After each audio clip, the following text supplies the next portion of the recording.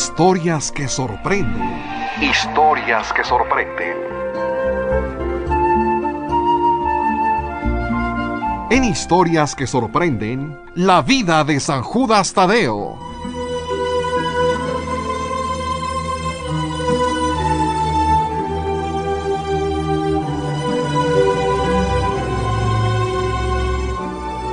Corría el primer siglo de nuestra era y el Imperio Romano se había extendido desde Roma hasta donde vivía el pueblo judío.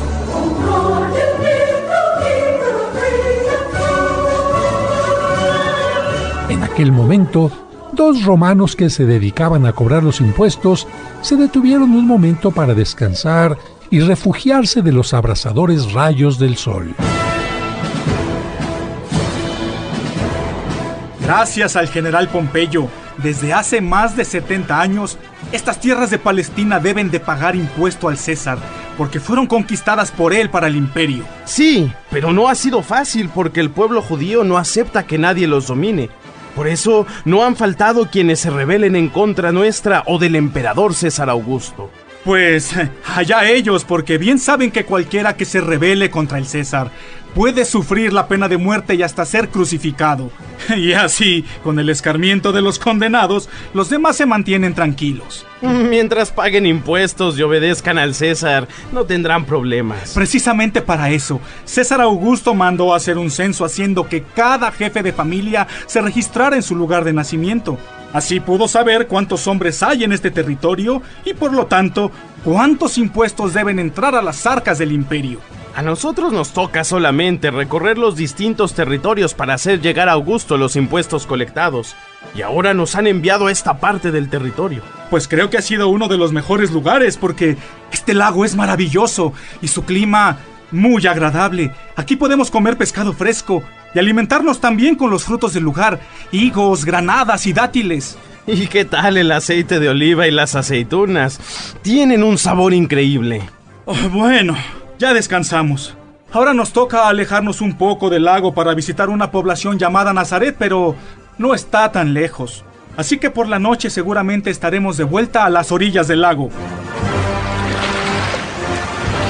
El lago Kineret o de Genesaret estaba rodeado por diversas poblaciones como Cafarnaúm, que se dedicaba a la pesca, o Magdala, donde para su conservación se salaba el pescado. Pero un poco más allá, en una parte elevada se encontraban Caná y Nazaret, poblaciones pequeñas donde vivían unas 50 familias, entre ellas la de Alfeo, hermano de San José, que se había casado con María Cleofás.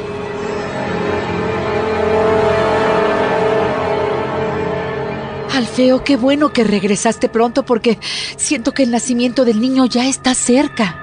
Hice todo lo posible para no tardarme, pero tenía que ir a la casa de mi hermano José por las tablas que me consiguió. Quiero que cuando nazca nuestro nuevo hijo tenga todo lo necesario para crecer sano y seguro. Siempre has sido un buen hombre. Y desde que nació Santiago, nuestro primer hijo, te has preocupado de que no les falte nada. Mientras Dios me conceda vida, tengo que responder como Él nos lo pide, velando por su crecimiento corporal y sobre todo por su crecimiento espiritual, enseñándole a cumplir los mandamientos que le entregó Moisés y los que nos enseñan nuestros rabinos en la sinagoga. Santiago aún es muy pequeño, pero estoy segura que cuando cumpla los 13 años, de acuerdo a nuestras leyes y tradiciones, podrá leer perfectamente la Torá, nuestra Sagrada Escritura, en su Bar Mitzvah. Yo también espero que esa sea la voluntad de Dios, porque no hay alegría más grande para un padre que su hijo esté cerca de Dios y cumpla sus mandatos.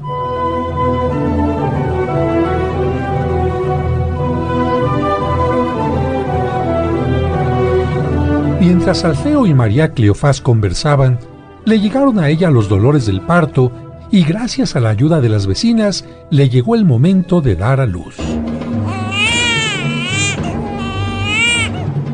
¡Alfeo! ¡Alfeo! ¡Es un niño! Dios los ha bendecido con otro niño. ¡Bendito sea Dios! ¿Y cómo está María? Muy bien y muy contenta, pero pasa a ver al pequeño.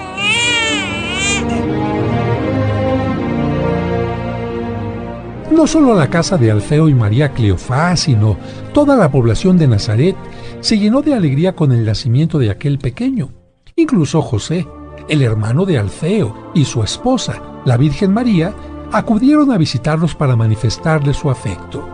Y cuando estuvieron cerca del recién nacido, el pequeño niño Jesús, que María llevaba en sus brazos, le sonrió al nuevo bebé y a su hermanito Santiago. Querido José, a tu hijo y a los nuestros les llamarán todos hermanos, porque en nuestro pueblo solemos llamar así a los primos. Así es, hermanos como tú y yo. ¿Y ya has pensado qué nombre le pondrás al pequeño? Aún no, pero tengo algunos días para pensarlo. Al anterior le puse Jacobo en honor del patriarca que tuvo 12 hijos y de los que surgieron las 12 tribus de Israel, pero a este aún no sé cómo llamarle. Efectivamente, el primer hijo de Alfeo se llamaba Jacob, aunque con el paso del tiempo, al ser considerado santo se le comenzó a llamar San Jacob, y esto dio origen al nombre Santiago. Pero regresemos a nuestra historia. De acuerdo a las leyes y tradiciones judías, para continuar la alianza que Dios hizo con Abraham y para pertenecer al pueblo de Dios, todo niño debería ser circuncidado al cumplirse los 8 días de su nacimiento, por lo que, al cumplirse el plazo, Alfeo tomó al niño para presentarse ante el rabino y cumplir con ese rito.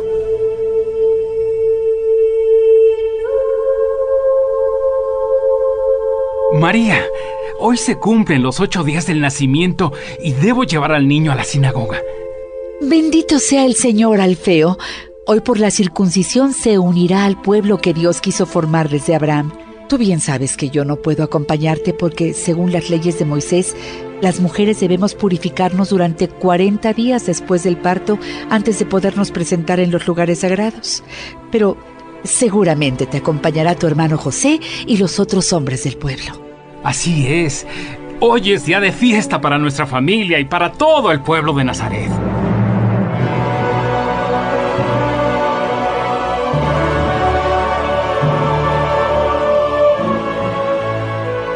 Así, Alfeo con el niño y acompañado de casi todos los hombres del pueblo, se presentó en la sinagoga del lugar. Y es que, desde el regreso del exilio en Babilonia, para que el pueblo judío no volviera a alejarse de Dios olvidando su palabra, sus leyes y tradiciones, aún las poblaciones más pequeñas debían contar con una sinagoga. ¿Y ya has elegido el nombre que va a llevar el niño? Todos sabemos que cuando Lía, la mujer de Jacob, dio a luz a su cuarto hijo, pronunció la frase Yehudá o Judá, que en hebreo significa alabado sea Dios. Y también sabemos que Judá dio nombre a la tribu más poderosa del pueblo hebreo que habitó Judea y de la cual surgimos los judíos. Por eso he pensado llamarle Judas, que significaría perteneciente a Judá y al mismo tiempo tendría un nombre con el que se alaba a Dios. ¿Qué opinas, José? Querido hermano, me parece excelente porque tú y yo somos judíos por haber nacido en Judá o Judea, ya que Belén se encuentra en esa región. Si bien es cierto que después decidimos venir acá a Nazaret, no olvidamos nuestro origen y no dejamos de estar orgullosos por haber nacido en la población donde nació también el rey David. Es cierto. Y en Belén también nació tu hijo Jesús, por lo que es judío. Pero además tengo otra razón para llamarle Judas, y seguramente se imaginan por qué. Casi estoy seguro. Todos reconocemos como héroe de fe a Judas Macabeo, aquel hombre que defendió a nuestro pueblo de la tiranía de Antíoco Epífanes, que organizó una expedición contra Jerusalén para saquearla. Así es. Según el libro de los Macabeos, hace unos 170 años trató de suprimir el culto a Yahvé, prohibió el judaísmo suspendiendo toda clase de manifestación religiosa, mandó que se comieran alimentos considerados impuros y trató de establecer el culto a los dioses griegos. Pero el sacerdote judío Matatías y sus 2 hijos llamados Macabeos, especialmente el que se llamaba Judas, consiguieron levantar a la población en su contra y lo expulsaron. Así es, hermano. Por eso, para conmemorar la defensa de nuestra fe que hizo Judas Macabeo, cada año celebramos una fiesta llamada Hanukkah. Y también algunos padres eligen el nombre de Judas para sus hijos. Por eso en todo el pueblo judío hay muchos que llevan el nombre de Judas, y yo también quiero que mi hijo se llame así.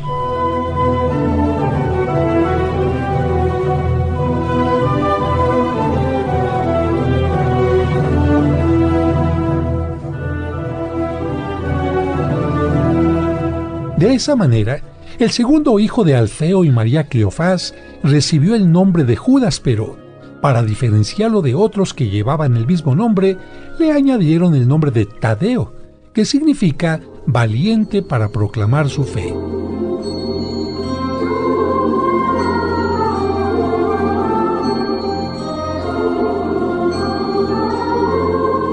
Cuando se cumplieron los 40 días del parto,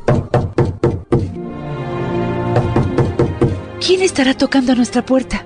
No lo sé, pero voy a abrir.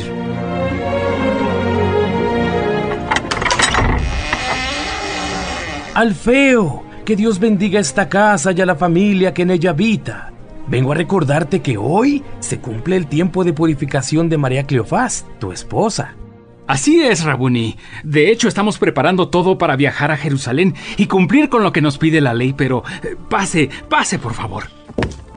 Que Dios te bendiga, María Cleofás. Y que Yahvé también lo bendiga a usted, rabino. Me comenta tu esposo que ya están casi listos para partir hacia Jerusalén. Sí, solo faltan unos detalles de los alimentos para el camino y saldremos enseguida. Pero, aprovechando que está usted aquí, ¿por qué no me recuerda lo que dice el libro del Levítico sobre la purificación de las mujeres? Nosotros lo sabemos por tradición, pero siempre es bueno escuchar la palabra sagrada. Así dice el capítulo 12 del libro de Levítico. El Señor se dirigió a Moisés y le dijo: di a los israelitas lo siguiente: cuando una mujer quede embarazada y dé a luz un varón, será impura durante 7 días, como cuando tiene su periodo natural. Sin embargo, continuará purificándose de su sangre 33 días más. No podrá tocar ninguna cosa consagrada ni entrar en el santuario, mientras no se cumpla el término de su purificación.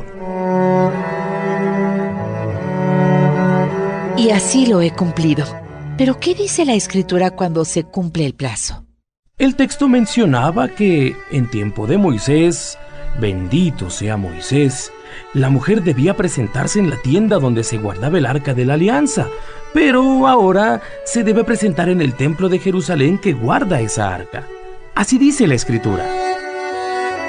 Deberá llevar un cordero de 1 año para ofrecerlo en holocausto y un pichón de paloma o una tórtola como sacrificio por el pecado. Se los entregará al sacerdote, y el sacerdote los ofrecerá ante el Señor para pedir el perdón de ella. Así, ella quedará purificada de su flujo de sangre. Esto se hace porque bien sabemos, todos los judíos, que la sangre es un don de Dios y nadie puede derramarla. Por eso, cuando alguien la derrama, como en el caso del parto, se debe hacer una ofrenda y sacrificio por la purificación. Pero no todos podemos pagar el precio de un cordero. ¿Qué dice la Escritura acerca de las familias con pocos recursos? El libro de Levítico continúa diciendo que si la madre no tiene lo suficiente para ofrecer un cordero, podrá presentar 2 tórtolas o 2 pichones de paloma, uno para ofrecerlo en holocausto y otro como sacrificio por el pecado.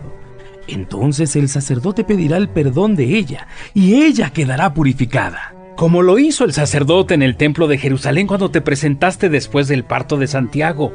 Él sacrifica un animalito para pedir el perdón por el pecado y con su sangre te rociará a ti y rociará también a una tórtola o pichón antes de dejarla volar libre. Eso significa que por la sangre del animal sacrificado tú quedas libre de tu pecado. Por eso la ceremonia se llama de presentación o purificación. Exactamente, pero no quiero importunarlos más, porque el viaje hasta Jerusalén es de casi 100 kilómetros, por lo que tardarán varios días en llegar y deben de salir cuanto antes para llegar al templo. Sobre todo tomando en cuenta que llevan a los 2 niños, Santiago y Judas, y María Cleofás se está reponiendo apenas del parto. Gracias, Rabuni, pero antes de que se vaya, bendíganos, por favor.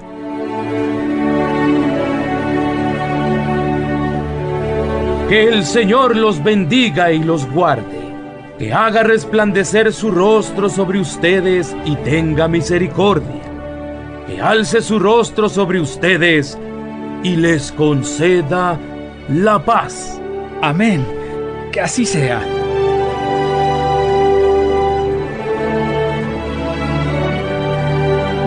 Poco después de que el rabino salió de aquella casa, Alfeo emprendió el viaje con toda su familia a la grande y santa ciudad de Jerusalén.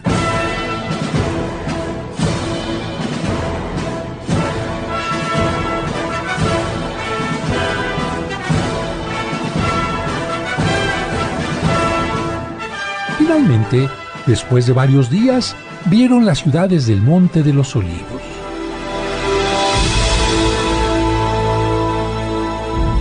¡Qué hermosa es! Y su templo resplandece sobre el monte.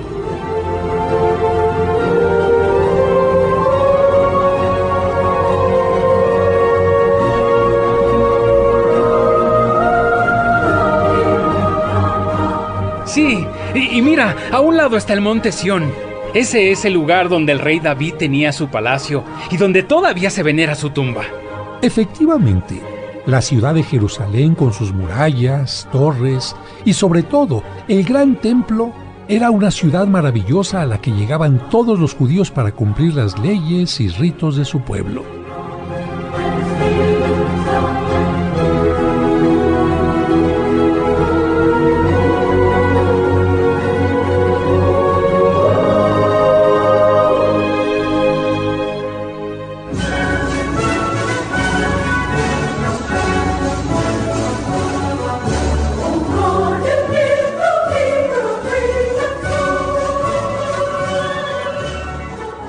Ya cerca del templo, Alfeo comentó: Este lugar santo fue el que el malvado Antíoco quiso profanar, haciendo que en él se adoraran ídolos griegos. Y es el mismo lugar que defendió valientemente Judas el Macabeo.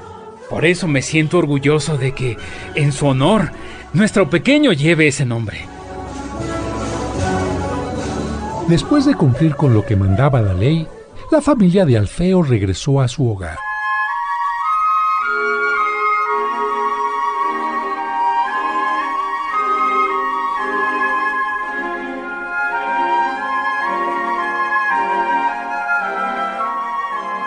Pasaron algunos años y el pequeño Judas fue creciendo en compañía de su hermano Santiago. Y como eran hermanos, es decir, parientes de Jesús, era frecuente que las familias se visitaran para que los niños convivieran.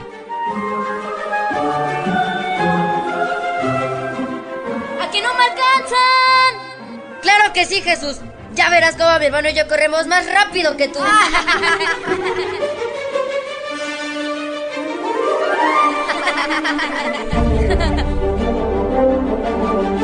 ¡Ay, María! ¿Cómo han crecido nuestros hijos, verdad? Pero su hijo Jesús tiene algo muy especial, porque siempre se muestra sonriente y busca cómo convivir y ayudar a los demás. Sí, Cleofás, Dios lo ha bendecido con un carácter especial y seguramente tiene preparado para él algo también especial.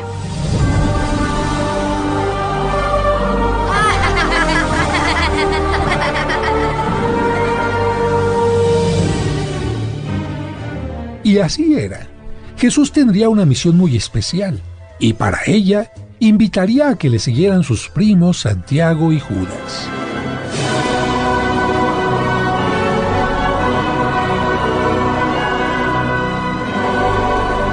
El tiempo convirtió a los tres primos en hombres fuertes y responsables, y aunque se dedicaban a labores sencillas, ayudaban gustosamente a sus familias.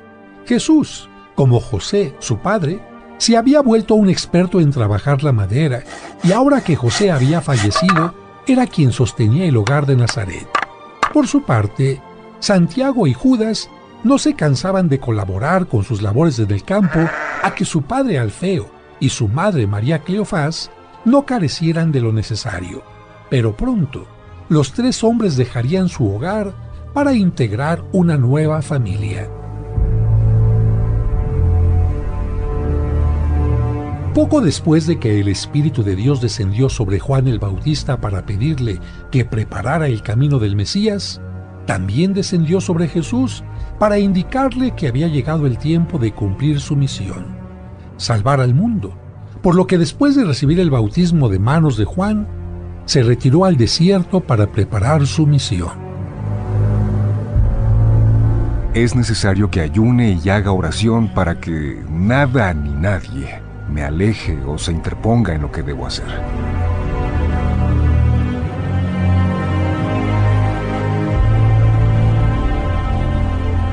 Y aunque el demonio hizo todo lo posible para tentarlo y hacerle caer, Jesús se mantuvo firme y logró vencerlo.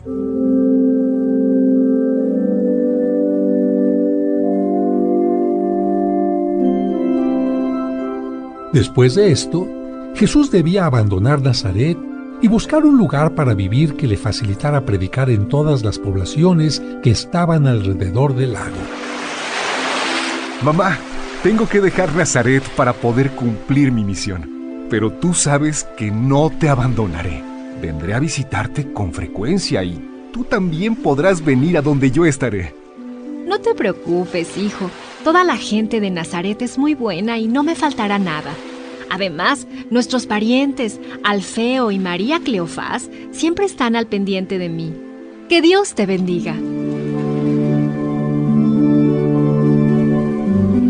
Después de despedirse de su madre, Jesús comenzó a buscar a los que serían sus discípulos, pero entre todos ellos decidió elegir a 12 para que estuvieran con él y pudieran escuchar todas sus predicaciones y ser testigos de sus milagros. A lo largo de su juventud, había descubierto cualidades en varias personas que tenían una edad semejante a la suya, tanto en las orillas del lago como en las poblaciones que visitaba. Y así, decidió llamar a 4 pescadores, Simón Pedro y su hermano Andrés, Santiago el mayor y su hermano Juan, pero también invitó a que formaran parte de su grupo sus primos, Santiago el menor y Judas Tadeo. Santiago, querido hermano, nunca pensé que nuestro primo Jesús fuera el Mesías prometido por Dios y que nos invitara a ser del grupo de sus 12 apóstoles. A partir de entonces, Judas Tadeo, junto con sus otros compañeros, escuchó muchas veces los famosos sermones de Jesús y presenció sus milagros en Galilea y Judea. Así pasaron 3 años hasta que Jesús les advirtió: Es necesario que el Hijo del Hombre padezca muchas cosas y sea rechazado por los ancianos, los príncipes de los sacerdotes y los escribas, que sea crucificado y resucite al tercer día. Pero eso no puede pasarte a ti, Señor. Ninguno de los apóstoles comprendía que, para que se cumplieran las Escrituras, Cristo debía morir por la humanidad. No obstante, Jesús, después de haber predicado el reino de Dios, realizar curaciones milagrosas y devolver la vida a los muertos, decidió hacer su último viaje a Jerusalén y fue recibido por sus seguidores con ramos y palmas.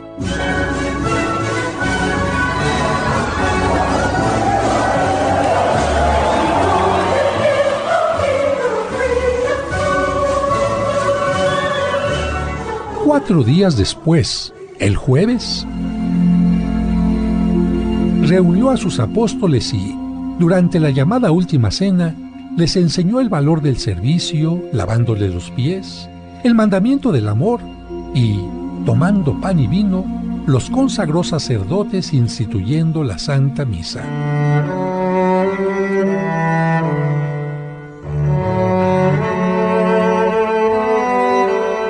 Este es mi cuerpo y esta es mi sangre. Hagan esto siempre en memoria mía. Poco después, el otro apóstol, que se llamaba Judas, el Iscariote, salió del lugar porque se había puesto de acuerdo con los enemigos de Jesús para traicionarlo. Mientras tanto, Jesús y sus discípulos fueron al huerto de los Olivos para orar. ¡Ay! Esta ha sido una noche muy hermosa en compañía de nuestro maestro. Así es, Judas. Sin embargo, estoy inquieto porque me dijo muy seriamente que yo lo negaría esta noche 3 veces. Pero, ¿quién de nosotros podía negar a quien ha dado todo por nosotros? Ni Pedro, ni Judas Tadeo, ni los demás discípulos imaginaban lo que pasaría en las siguientes horas. Judas Iscariote, acompañado de la guardia del Sanedrín, se presentó en el lugar e inmediatamente hicieron prisionero a Jesús. Mientras tanto, todos los apóstoles huyeron para protegerse. No es posible. Atraparon a Jesús y lo han llevado ante el sumo sacerdote Caifás.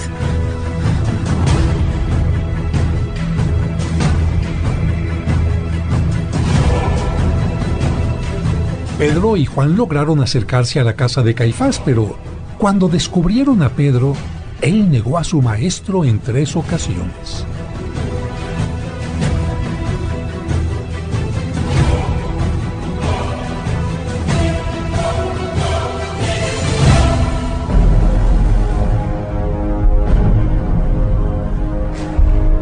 Cuando amaneció, el Sanedrín ya había juzgado y condenado a Cristo, por lo que, buscando la pena de muerte para él, lo presentaron ante Pilato y ante Herodes. Pilato se lavó las manos y, para evitar un conflicto con las autoridades judías, lo mandó crucificar. Después de padecer poco más de 3 horas en la cruz, Jesús murió y fue sepultado en un lugar cercano. Así pasaron la noche del viernes y el sábado, pero el domingo, mientras Judas Tadeo y los demás apóstoles estaban reunidos en el cenáculo... ¡Miren! ¿Qué es esa luz tan brillante que parece traspasar los muros? ¡Es Jesús! ¡Ha resucitado!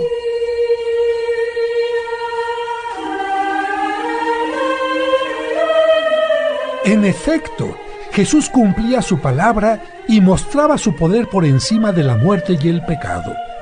Así, se apareció a sus apóstoles durante 40 días y, antes de ascender a los cielos, les dijo: Vayan por todo el mundo y prediquen el Evangelio, bautizando en el nombre del Padre, y del Hijo, y del Espíritu Santo.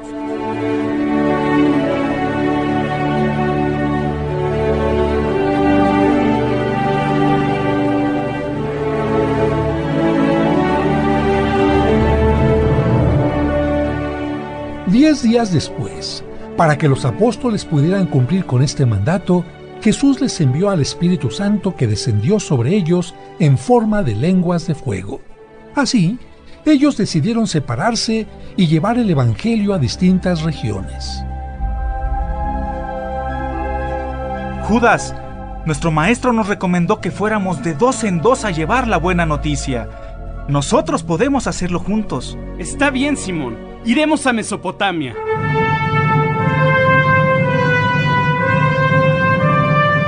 Judas predicó incansablemente durante 10 años. Luego regresó a Jerusalén para el Concilio de los Apóstoles.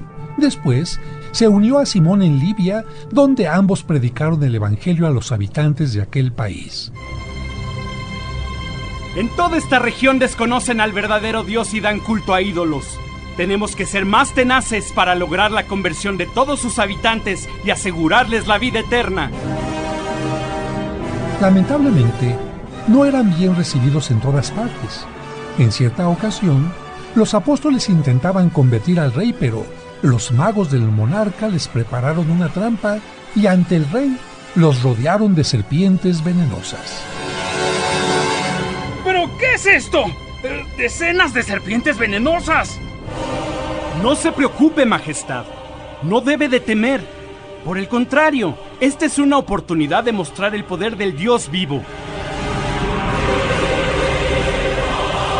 Con sus mantos, los apóstoles hicieron una especie de bolsas en las que metieron a las serpientes y después las lanzaron sobre los magos, que comenzaron a ser víctimas de las mordeduras de los reptiles. ¡Mis magos bien merecen la muerte por haber traído estas alimañas! ¡Permitan que mueran! Pero Judas se opuso a la orden. Majestad, nuestra misión consiste en sembrar la vida entre los muertos, pero no procurar la muerte de nadie. Por eso, haremos una oración para que las mismas serpientes quiten el veneno a los magos. Poco después que los apóstoles invocaron el nombre de Dios, los reptiles extrajeron el veneno, salvando la vida de quienes habían sufrido su mordedura. Con ello, Judas y Simón demostraban que Cristo los había enviado a quitar el veneno de la incredulidad y el pecado que tanto afecta a la humanidad. Muchos creyeron y se convirtieron, incluyendo a la familia real, pero los magos se alejaron del lugar buscando una ocasión para vengarse. Judas y Simón sufrirán las consecuencias de haberse burlado de nosotros poniéndonos en ridículo. Pero ya les llegará su hora. Mientras tanto, la hija de uno de los generales tuvo relaciones con un hombre y quedó embarazada, pero para no delatar a su amante y guardar las apariencias, tramó un plan. Les diré a todos que uno de los diáconos servidores de la iglesia abusó de mí sin mi consentimiento. Así lo hizo y, cuando nació la criatura, el acusado fue condenado a muerte. Esta mentira llegó a oídos de Judas y Simón, quienes conocían la vida honorable del sentenciado, por lo que, de inmediato, con varios testigos, se presentaron con el diácono en la casa del general. Nos hemos enterado que has dado la orden de ejecutar a este diácono que sirve al Dios verdadero por haber abusado de tu hija. Si esto es cierto, bien merece la muerte, pero si no fuera así, sería condenado injustamente. Por eso hemos venido, para que delante de todos estos testigos se sepa la verdad. Padre, no les hagas caso. Yo no te podría mentir. De nada sirvieron las súplicas de la mujer porque se sabría la verdad. Judas se acercó al recién nacido y, como si se dirigiera a un adulto, le preguntó con autoridad: En nombre de Cristo, Hijo de Dios que resucitó de entre los muertos, yo te conjuro a que digas la verdad. ¿Es este diácono tu padre? Milagrosamente, el recién nacido habló y dijo que el acusado era un hombre casto y puro, por lo que, sorprendido y lleno de enojo, el general pidió a los apóstoles: Entonces pregúntenle al niño quién es su padre para castigarlo como se merece. Nosotros hemos tratado de demostrar la inocencia del acusado y lo hemos conseguido, pero no es nuestra misión colaborar de ninguna manera al castigo que usted trama contra el que ha fornicado con su hija. De esta manera, la fama de hombres justos y generosos de Simón y Judas se iba extendiendo, al igual que la palabra de Dios, pero como el maligno a toda costa busca cómo estropear el plan de Dios, pronto se encargaría de que aquellos enviados de Cristo fueran atacados por las fuerzas del mal. Refiere la tradición que San Judas y San Simón trabajaban como misioneros en Persia cuando un grupo de hombres que daban culto al sol y a la luna como si fueran dioses, animados por aquellos magos que habían sido mordidos por las serpientes y que buscaban venganza, se abalanzaron contra ellos para martirizarlos. ¡Atrápenlos! Porque nos dicen idólatras y no quieren dar culto a nuestros dioses. Con una fuerte masa comenzaron a golpear salvajemente a Judas, mientras con una sierra cortaron el cuerpo de Simón por la mitad. Señor, no les tomes en cuenta este pecado y recibe nuestro martirio como semilla de nuevos cristianos. Después de que mataron a Simón, dirigieron su rabia contra Judas, que se encontraba muy mal herido, y con un instrumento afilado le cortaron la cabeza. Pero, como una respuesta divina, en ese momento se levantó una terrible tempestad que hizo caer las estatuas de aquellos falsos ídolos que, al chocar contra el piso, quedaron hechas pedazos.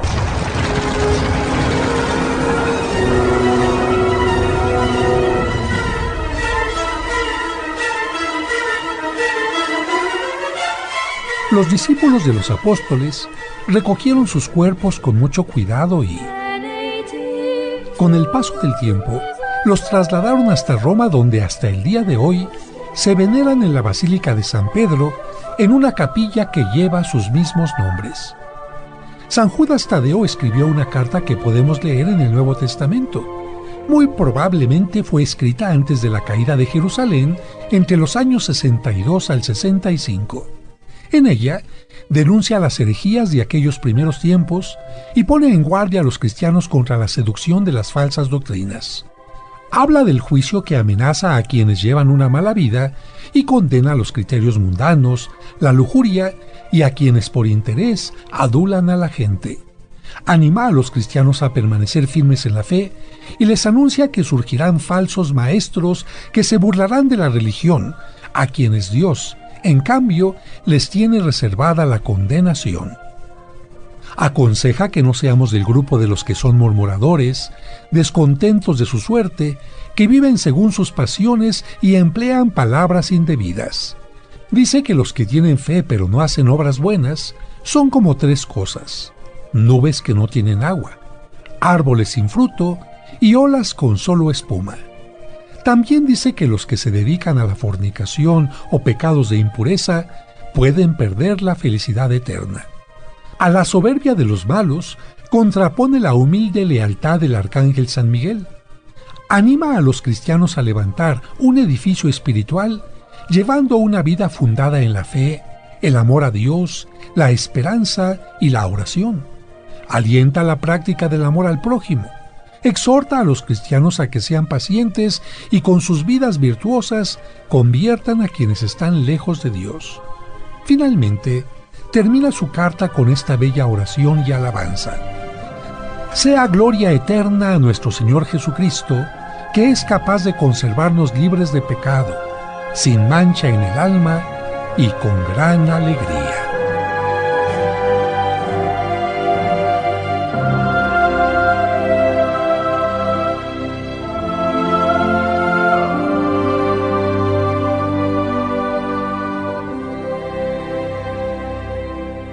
En tu camino presentó, en Historias que Sorprenden, la vida de San Judas Tadeo.